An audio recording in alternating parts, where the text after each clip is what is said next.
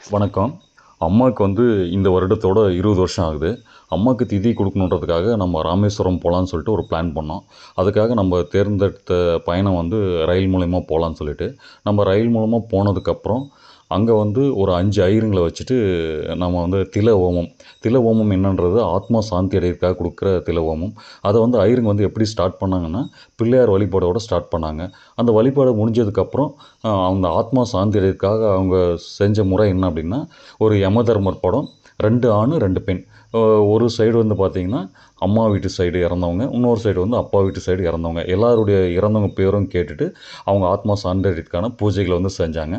அதுக்கப்புறம் அந்த பிண்டங்கள்லாம் வச்ச அந்த இத நம்ம என்ன பண்ணோம்னா, ராமேஸ்வரத்துலேருந்து தனுஷ்கோடியில போயிட்டு கரைக்கணும்னு சொன்னாங்க. அதுக்காக நம்ம ஒரு 2 வண்டிய எடுத்துட்டு நம்ம தனுஷ்கோடி போனோம். ராமேஸ்வரம்லேருந்து தனுஷ்கோடி போறதுக்கு 25 kilometre. Up and down 50 kilometre.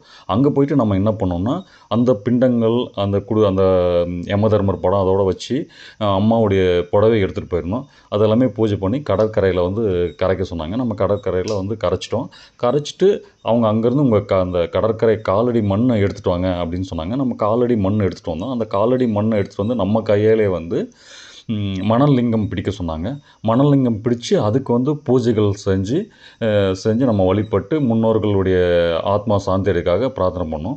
கடைசியா அந்த பூஜை முடிஞ்சதுக்கப்புறம் ஐயர் சொன்னாரு, ராமர் ராவணன கொன்னதுக்கப்புறம் அவருக்கு பிரம்மஹஸ்தி தோஷம் வந்ததாம். அத நிவர்த்தி செய்றதுக்காக அவரு இந்த ராமேஸ்வரம் இந்த மணல் சிற்பத்த லிங்கமா பிடிச்சு அவர் வழிபட்டதுனால, அவருக்கு அவர் மேல இருந்த தோஷம் விலகுனதா ஒரு ஐதீகம். அதனால இது அதனால தான் இத நம்ம செய்றோம் அப்படின்ற மாரி அவர் சொன்னாரு. நாங்களும் மனசார இத செஞ்சோம். இந்த வழிபாடு முடிஞ்சதுக்கப்புறம், நாங்க ஒரு 11 பிராமணருக்கு அன்னதானம் குடுத்தோம்.